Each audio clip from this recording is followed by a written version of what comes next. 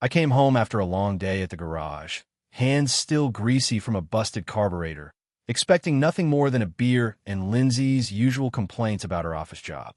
Instead, she was perched on the couch, grinning like she'd just won a prize. "Corey," she said, voice too sweet, "what if we invited Elise to join us?" I blinked, waiting for the punchline. Elise was her artsy friend, tall, loud, always smelled like paint thinner. I figured Lindsay meant a weekend visit. But then she leaned in, eyes gleaming, and clarified, "Not just a visit. To be with us. In our marriage." My stomach flipped. I'd spent 10 years fixing things. Engines, leaky pipes, evener moods, but this was a wrench I didn't own. I laughed it off, assuming she'd been binging some weird reality show. She didn't laugh back. Instead, she started listing reasons. We'd grown stale. Elise was open-minded. It'd be fun. Fun. I'd rebuilt our back porch last summer, alone, because she said teamwork was our strength. Now she wanted a third wheel? I asked how long she'd been mulling this. "A while," she admitted, picking at her nails. That's when I noticed her phone buzzing on the table, screen down like it was hiding something. I didn't sleep that night. My brain kept replaying her words, her smile, that buzzing phone. I'm 34, a mechanic from Boise who likes simple. Lindsay knew that when we met at a diner 6 years ago. She was a hostess with a quick laugh, and I was the guy who fixed her car for free. We built something solid, or so I thought. But now she was pitching this curveball, and I couldn't shake the feeling she'd already decided. Therefore, I had to figure out what "join us" really meant, and why Elise, of all people. The next morning, she acted normal, brewing coffee like she hadn't just flipped my world upside down. But her phone buzzed again, and I knew I couldn't ignore it. Lindsay wouldn't drop it. For 2 weeks, she chipped away at me. Gentle nudges over breakfast, late-night talks where she'd sigh about needing more. I'd spent my life fixing problems with torque wrenches and duct tape, but this felt like a machine I couldn't disassemble. She wore me down, painting Elise as some free-spirited cure for our rut. I didn't buy it. Our life wasn't perfect, but it wasn't broken. Still, I loved her. So I said yes, figuring I'd meet Elise, see through the nonsense, and put it to rest. The meeting was at our place. Elise showed up in a flowy dress, all smiles, hugging me like we'd known each other forever. I stiffened, her grip lingered, and her handsome grated on me. Lindsay beamed, pouring wine, acting like this was a casual hangout. Elise plopped onto our couch, kicking off her boots, talking about her latest art project, some abstract mess of colors she claimed spoke to the soul. I nodded, sipping my beer, watching Lindsay hang on her every word. But then Elise said something that stuck. "I can't wait to see where this takes us." Us. My jaw tightened. Dinner was awkward. I grilled steaks, they giggled over salad, and I felt like a third wheel in my own house. Lindsay kept brushing Elise's arm, casual but too frequent. I asked how they'd met, hoping for context to steady my nerves. "Oh, years ago," Elise said, waving a hand. "Lynn saved me from a bad breakup." Lindsay nodded, but her smile faltered. I pressed, "When where?" She mumbled about a bar downtown, then changed the subject. That's when I saw it. Elise's foot nudged Lindsay's under the table. Subtle, deliberate. My chest burned. Later, washing dishes, I replayed it all. Lindsay's pushiness, Elise's familiarity. They vibed like I was the newbie. I'd agreed to this to humor her, but now I wondered if I'd walked into something already in motion. Therefore, I decided to watch closer. That night, Lindsay kissed me goodnight, all sweet again. But as she slept, I lay awake, hearing Elise humming in the guest room. Too close. Too comfortable. Elise moved in a week later. Lindsay framed it as a trial run, like we were testing a new car part. I didn't argue. My yes was already a sunk cost, and I figured she'd tire of it. Elise hauled in a duffel bag and a canvas smeared with red streaks, claiming our spare room like she'd been waiting for the invite. I kept busy in the garage, tuning an old Chevy, but their laughter echoed through the house. It wasn't my home anymore. It was theirs. But I told myself I'd ride it out, prove I wasn't the jealous type. That illusion cracked fast. Late one night, I couldn't sleep. Elise's incense was choking the air. I shuffled to the kitchen for water and heard them. Whispers from the living room. low and urgent. I froze, glass in hand, catching fragments. Tommy, not yet, he can't know. Tommy? I edged closer, peering through the dim. Lindsay was curled against Elise, her voice shaky. Elise hushed her, stroking her hair. My gut twisted, not just at the closeness, but the secrecy. Who was Tommy? Next morning, I played dumb. Sleep okay? I asked Lindsay over coffee. She nodded, too quick, eyes darting to Elise flipping pancakes. I pressed casual, heard you up late. Everything good. She froze, then said, just girl talk. Elise smirked, sliding me a plate. You should join us sometime, Corey. Her tone mocked me. I ate in silence, gears turning. Tommy wasn't a random name. It carried weight. But confronting them head-on felt like walking into a trap. Therefore, I decided to fish smarter. That afternoon, I accidentally bumped Lindsay's phone off the counter. Screen lit up. Missed call from T. She snatched it, mumbling about a coworker. I smiled, nodded, but my mind raced. T for Tommy? I'd fixed enough engines to know when something's misfiring, and this was a full-blown stall. They were hiding something or someone. By nightfall, Elise was sketching in the living room, Lindsay humming beside her, and I sat in my garage, staring at my tools. Whatever this was, it wasn't about spicing things up anymore. I couldn't let it go. Tommy, whoever he was, gnawed at me like rust on a chassis. Lindsay and Elise acted normal, all giggles and shared glances, but I saw the cracks. I needed context, so I called my sister, Dana. She's 38, sharp as a tack, and knew Lindsay before I did, back when they waitressed together. I figured she'd have insight. She showed up that evening, leather jacket slung over her shoulder, and froze when she saw Elise sprawled on my couch, sketching. What's she doing here? Dana hissed, dragging me to the porch. I explained Lindsay's grand idea. Dana's eyes narrowed. Elise isn't just some friend, Corey. She wrecked Lindsay's life once. Trust me. My pulse kicked up. Ow, I asked. She clammed up, muttering, ask your wife, before storming off. Wrecked her life? Lindsay always said Elise was a lifesaver. Someone was lying. But Dana's reaction wasn't just surprise. It was fear. Therefore, I knew I had to dig into their past, not just their whispers. Next day, I faked a long shift at the garage. Instead, I rifled through Elise's stuff, call a hunch. Her duffel held sketchbooks, loose pencils, and a crumpled photo. Lindsay, younger, holding a toddler. A boy, maybe 3, with her hazel eyes. My breath caught. I flipped it over, scrawled in faded ink. Tommy, 2015. 10 years ago. Before me. My hand shook as I stuffed it back, mind spinning. Lindsay had a kid, and hid him. Elise wasn't just a third. She was a link to something buried. I waited for Lindsay to slip up. That night, she was folding laundry, humming, while Elise painted in the corner. I dropped it casual. Ever think about kids? She flinched, a sock tumbling from her hands. Not really, she lied, voice tight. Elise's brush paused, eyes flicking to her. I pushed. What about Tommy? Lindsay's face drained white. Oh, she croaked. I leaned in, calm as steel. You tell me. She stammered, brushing it off as a cousin's kid. But her panic screamed the truth. And Elise's smirk said she knew I was onto them. Lindsay's lie hung in the air like exhaust fumes. I couldn't breathe through it. She babbled about Tommy the cousin, but her eyes darted to Elise, begging for backup. Elise just shrugged, brushing paint off her hands, cool as ever. I'd fixed enough broken parts to spot a cover-up, and this was a shoddy one. I didn't yell yet. Instead, I nodded, let them think I bought it. But my gut screamed, that photo wasn't some random nephew. It was hers. Therefore, I cornered her alone the next day. She was in the kitchen, chopping carrots like nothing happened. I slid the photo onto the counter. No preamble. Explain this. Her knife stopped mid-slice, hands trembling. She stared at the boy's face, then me, lips parting, but no sound. Corey, she started.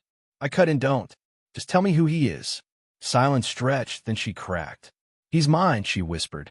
From before you. I gave him up. My chest caved. 6 years, and she'd never breathed a word. I demanded more. She slumped, spilling it. Tommy was born when she was 23, a fling gone wrong. She'd handed him to her aunt in Oregon, swore it was behind her. "I didn't want you to see me differently," she said, tears welling. I almost softened until I remembered Elise's whispers. "What you got to do with it?" I snapped. Lindsay froze. "She's his godmother. She's been pushing me to reconnect." Reconnect? This wasn't about joining us. It was about rewriting her past, with me as the clueless prop. I stormed out, grabbing my keys. Lindsay called after me, but I was done listening. My whole marriage, our late-night talks, her laugh, the house I'd rebuilt, was a stage for her secrets. But Elise's role didn't add up. Godmother? That smirk, those touches, they weren't platonic. Therefore, I drove to the garage, replaying every moment since Elise arrived. The whispers, the photo, Lindsay's guilt, it pointed to something uglier. I sat there, tools gleaming in the dark, and realized this wasn't just about a kid. They were playing a game I hadn't even seen coming. I sat in my garage, the hum of the fluorescent lights matching the buzz in my skull. Lindsay's confession, Tommy, her secret kid, rattled me, but Elise was the loose bolt I couldn't place. Godmother? That didn't explain the late-night whispers, the way she draped herself over Lindsay like she owned her. I'd spent years torquing engines to perfection. I knew when something didn't fit. So I waited. Next morning, I caught Elise alone, brewing tea in my kitchen like it was her domain. "Tell me about Tommy," I said, voice flat. She didn't flinch. "What's Lindsay told you?" she countered, stirring honey into her mug. Too calm. I leaned on the counter, staring her down. "Enough. Now I want your version." She sighed, theatrical, then spilled it. "I was there when she gave him up. Held her hand through it. I'm his godmother. Promised to look out for him." Her eyes softened, but her fingers brushed the mug's rim like she was hiding something. I pressed. "Why push her to reconnect now?" She smirked. "Because she's ready." Ready? That word burned. Lindsay wasn't ready. She'd lied to me for years. But then Elise stepped closer, voice dropping. "We've been talking about bringing him back into our lives." Our lives. Not mine. Hers and Lindsay's. My skin prickled as her hand grazed my arm, too deliberate. I pulled back, seeing it clear. Those touches, the whispers. They weren't just friends. They were something more, and I was the outsider. Therefore, I realized this third thing wasn't about me. It was about them rebuilding a past I'd never been part of. I didn't confront her yet. Needed more pieces. That night, Lindsay avoided me, fussing over dinner while Elise sketched in the corner. I watched them, Lindsay's nervous glances, Elise's smug ease, and felt the ground shift. My marriage wasn't stale. It was a lie they dressed up. But if Elise was more than a godmother, what else were they hiding? I grabbed my jacket, muttering about a late job. I didn't know how deep this went, and who else was in on it. I drove aimlessly, Boise's sodium lights blurring past, until I parked at the old lot behind my garage. My head was a mess. Lindsay's kid, Elise's closeness, the life I thought I'd built crumbling like rusted steel. I climbed into the Chevy I'd been fixing, its seats still torn, and let the quiet settle. That's when Grandpa Joe's voice crept in. He'd been a welder, hands like leather, always tinkering in his shed. "You can't fix a liar, Corey," he'd said once, after Mom ran off with some slick salesman. "But you can break their game." He taught me more than socket wrenches. Patience, leverage, how to spot a weak joint. I'd ignored that wisdom with Lindsay, patching her moods instead of seeing the cracks. But now, Elise and Lindsay weren't just testing me. They were rewriting me out. Tommy was their glue, and I was the spare part. Grandpa would have laughed, told me to strip it down and start over. Therefore, I decided I wouldn't fix this. I'd dismantle it. I grabbed a notepad from the glove box, scribbling what I knew. Tommy, hidden for a decade. Elise, godmother with too much sway. Lindsay, lying like it was her job. The plan formed slow. Watch, listen, turn their game against them. I wasn't yelling or begging. That's not how you win. You wait for the fault line, then pry it open. But I needed more, something concrete. Elise's smug face flashed in my mind, her hands on Lindsay. Were they lovers? Had they always been? I drove home late, the house dark except for a glow in the living room. Peering through the window, I saw them. Lindsay asleep on the couch, Elise curled beside her, a blanket tangled between them. Too close. Too natural. My fists clenched, but Grandpa's voice steadied me. Break their game. I slipped inside, silent, and stood over them. Lindsay stirred, mumbling something I couldn't catch. Elise didn't move, but her lips twitched, like she knew I was there. That's when I heard it. A knock at the door, sharp and late.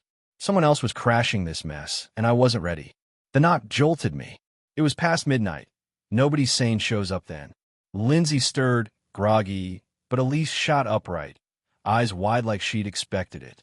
I waved them off, muttering, "I'll handle it," and cracked the door.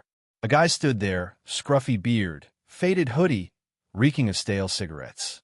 "Where's Lindsay?" he barked, voice rough. I squared up, blocking the frame. "Who are you?" He sneered. "Brian. Tommy's dad. Let me in." My blood ran cold. Tommy's dad? Here? Now? I didn't budge. "She's asleep. What do you want?" Brian's eyes flicked past me, wild. "Heard she's playing house with that artist chick. I want my kid." "His kid?" Lindsay said she'd given Tommy up. Oregon, her aunt done. But Brian's fists clenched like he had a claim. I glanced back. Elise was on her feet, whispering to Lindsay, who looked pale as death. "You've got the wrong house," I lied, testing him. He laughed, bitter. "Ask your wife, man. She can't hide him forever." He shoved a phone at me. Dana's number lit up the screen, timestamp from yesterday. "My sister?" I pushed it back, mind racing. "Leave," I said low and firm. He spat on my porch and stalked off, but his parting shot lingered. "Tell Lindsay I'm not done." I shut the door, turning to Lindsay. She was shaking, Elise gripping her shoulders. "Who was that?" I demanded. Lindsay stammered. "Nobody. Some creep." Elise cut in. "Old fling. Harmless." Harmless? He knew Dana. This wasn't random. I didn't sleep. Brian's face, Dana's number, Lindsay's panic. It clicked too fast. She'd lied about more than Tommy's whereabouts. Elise knew him too. Her calm was too practiced. Therefore, I saw it. Brian wasn't just a ghost from her past. He was a live wire in their plan. But why was Dana looped in? My own sister, talking to this guy behind my back? I stared at the ceiling, replaying Grandpa's words. Break their game. Fine. But first, I had to figure out who was playing and what they were after. Brian's visit lit a fuse. I couldn't unsee Dana's number in his phone. My sister, the one who'd patched me up after bar fights, who'd crashed on my couch when her ex bailed, was tangled in this. I called her at dawn. No preamble. "Meet me. Now." She grumbled, but agreed, pulling up to the garage in her beat-up Tacoma. I didn't waste time. "Why's Brian got your number?" Her face went slack, then hard. "Who?" She tried, but I wasn't buying it. "Tommy's dad." "Spill it." She slumped against the hood, lighting a cigarette. "Fine. I've been talking to him. He tracked me down months ago, asking about Lindsay." "Months?" My jaw locked. "Why didn't you tell me?" She exhaled slow. "Because I knew about Tommy. Before you married her. She begged me to keep quiet, said it'd ruin everything." Ruin everything? My sister, my blood, hid a kid for me while I built a life with a liar. But it got worse. "I told Brian where to find her," she admitted. "He's unhinged, Corey. I thought he'd scare her off you." Scare her off? Dana wanted me out of my own marriage? I stepped closer, voice low. "You sent him to my house?" She flinched. "Not like that. He just wanted Tommy. I figured Lindsay'd bolt, and you'd be free." "Free?" I laughed, sharp and hollow. "You played me. Both of you." She stubbed out her smoke, eyes wet. "I was protecting you. Protecting me by stabbing me in the back." Therefore, I saw the full frame.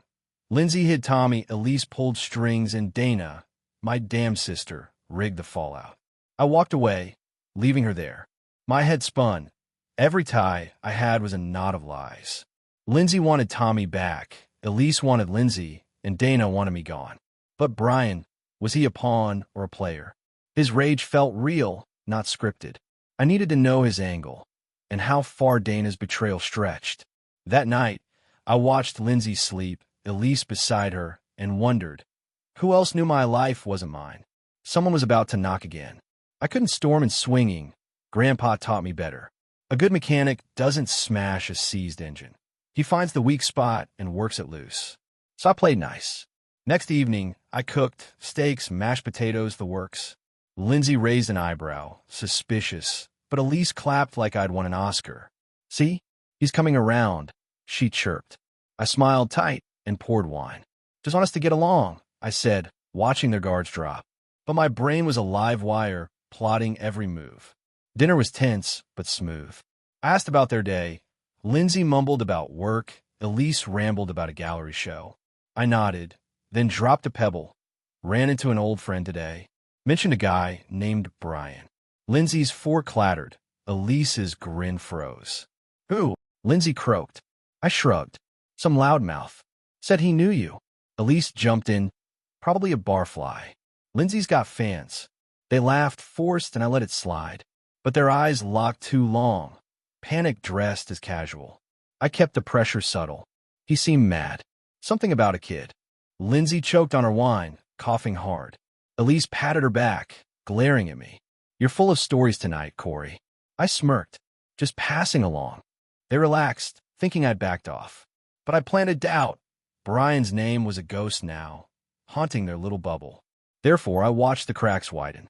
Lindsay cleared plates too fast, Elise hummed too loud, and I sat back, sipping beer, knowing they'd slip soon. That night, I slept on the couch, ear tuned to their whispers. Fragments drifted out. He doesn't know. Brian's bluffing. We need to, then silence. They thought I was clueless, but I'd lit the match. Brian wasn't bluffing. He'd been at my door. And Dana's confession tied him to their past. I didn't know his endgame, but I'd use him. Tomorrow, I'd turn up the heat. Let them think he was closing in. Because when they panicked, they'd show their hand. And I'd be ready to break it. Someone shuffled in the dark. Lindsay or Elise. Then a phone rang, sharp and late. That phone ringing in the dark snapped me awake. I bolted upright on the couch. 2 a.m., screen flashing unknown. Lindsay stumbled out, bleary-eyed, but Elise grabbed it first, silencing it. Wrong number, she muttered too quick. I didn't buy it. My fake piece had them jittery, and Brian's shadow loomed. Next morning, I left for work, but doubled back, parking down the street. Hours later, a beat-up Ford screeched up, Brian, storming to my door. Lindsay opened it, and all heck broke loose. He shoved past her, yelling, "Where's my son?" I crept closer, peering through the shrubs. Lindsay shrank back. Elise stepped up, voice sharp. "You lost him when you walked out." Brian laughed, wild. "Me? You stole her, Elise. Convinced her to ditch me." "Stole her?" My head spun. Lindsay wailed, "Stop it, both of you." But Brian kept going. 10 years, and now you're playing family with this clown? Clown. Me. I clenched my fists, but stayed hidden. Then it cracked wide open. "You were a mess," Elise spat. "Tommy deserved better. Us together, not you." "Us?" Lindsay sobbed. "It wasn't like that." But Brian roared. "You two planned him, then dumped me." "Planned him?" My knees buckled. Lindsay and Elise, lovers before me, had Tommy together? I'd married a cover story. Therefore, I saw it. Elise wasn't just a third. She was the original piece, and I was the patch job. Brian lunged, knocking over a lamp. Lindsay screamed. I should have stepped in, but I didn't. Let them tear each other apart. It'd save me the trouble. Brian stormed out, peeling away in his truck, leaving Lindsay crumpled on the porch. Elise knelt beside her, whispering, but her eyes darted, nervous. They didn't know I'd heard. I slipped back to my car, heart pounding. Grandpa's voice echoed. Break their game. Fine. They'd built this lie. Tommy, their past, me as the fool. I dismantle it, piece by piece. But Brian's rage wasn't done. He'd be back, and I'd be waiting. I drove to the garage, mind a tangle of wires. Lindsay and Elise, lovers. Tommy, their kid. Me, the dupe. Brian's outburst was the spark I needed. I wasn't punching walls or begging for truth. Grandpa taught me better. You don't fix a cracked block. You replace it. So I dug through my toolbox, not for wrenches, but evidence. I'd snapped photos months back. Tommy visiting once, Lindsay distracted, Elise hovering. Neglect, clear as day. I called a buddy's cousin, a social worker, and sent them anonymously. Let the system do the dirty work. Back home, I kept the mask on. Lindsay was a wreck. Eyes red, muttering about Brian being crazy. Elise cooked, acting normal, but her hand shook.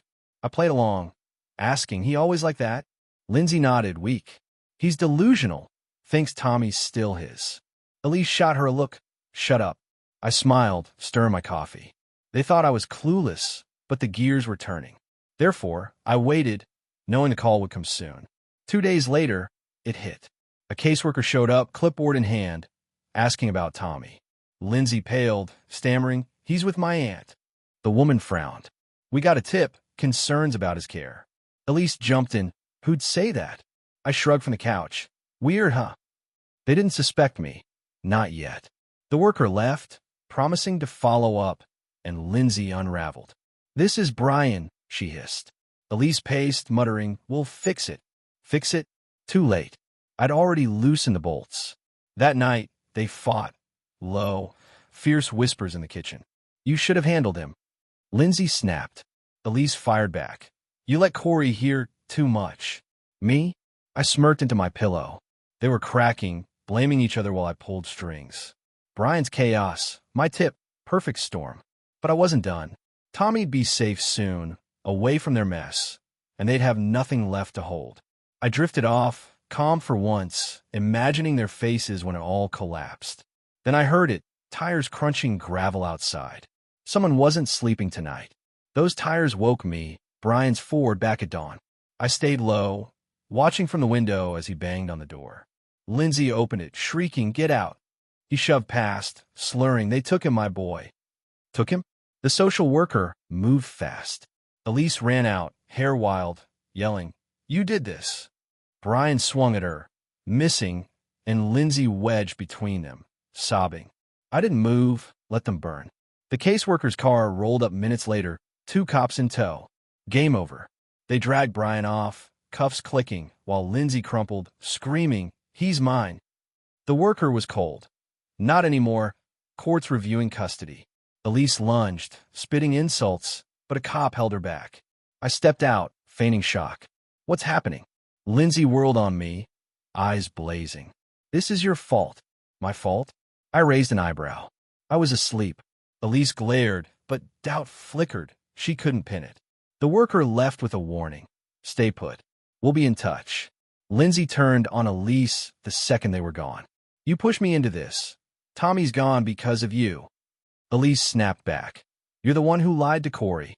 Their voices cracked, years of glue dissolving. I watched, silent, as Elise grabbed her bag and stormed out, yelling, "You're weak, Lindsay."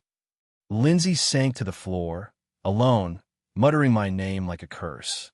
I walked past her to the garage, didn't know her comfort.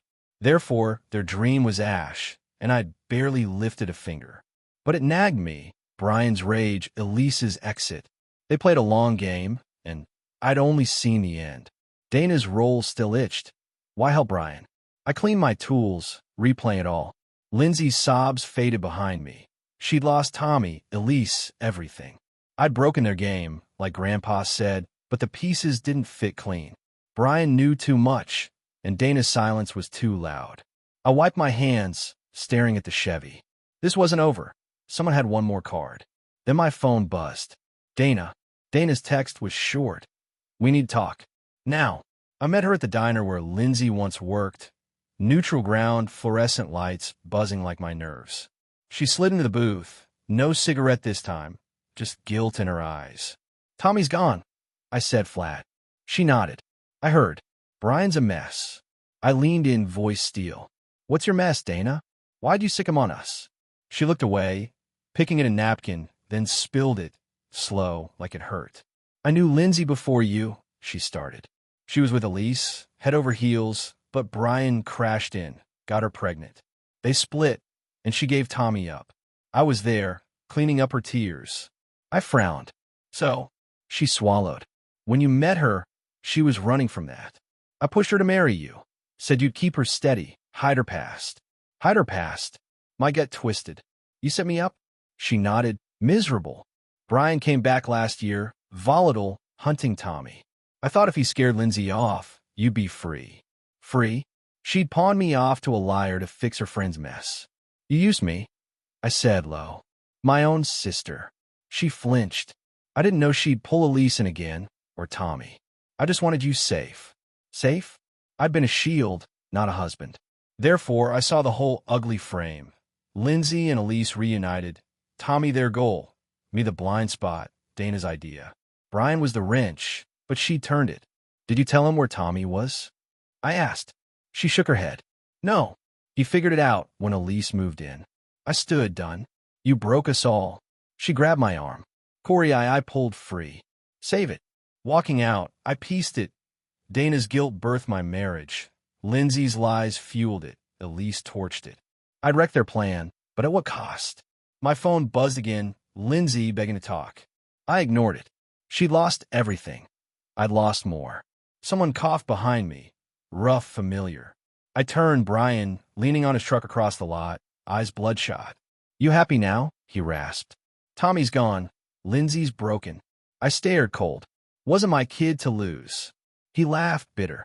You're the lucky one, out of their mess. Lucky? I've been a prop in their play. My sister the director. He staggered off and I let him go. No point in swinging. Everyone was already down. I climbed in my truck, the diner's lights fading in the mirror. Lindsay texted again. Please come home. Home.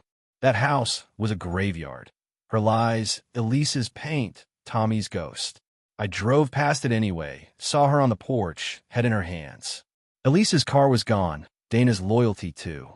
I kept going, Boise shrinking behind me. Grandpa's voice hummed. Break their game. I had. Tommy was safe, their bond shattered, but it didn't fix me. I'd spent years patching Lindsay's cracks, only to find they'd built me into them. I stopped at a gas station, filled the tank, and grabbed a coffee. The clerk, an old guy with a limp, nodded at my toolbox.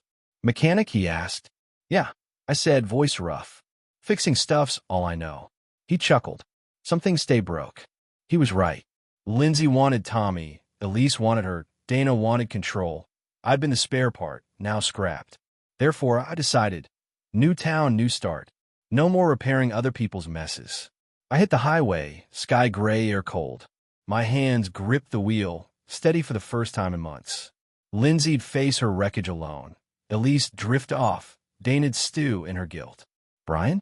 He'd fade too. I'd lost a wife, a sister, a life, but gained something harder, sharper. I wasn't the guy who fixed Lindsay's car anymore. I was the guy who walked away. The road stretched, empty, and I thought of Grandpa's shed, quiet, simple. Maybe I'd find that again. Or maybe I'd just keep driving. A sign flashed. Welcome to Oregon. Tommy's out there, I thought. Wonder if he'll ever know.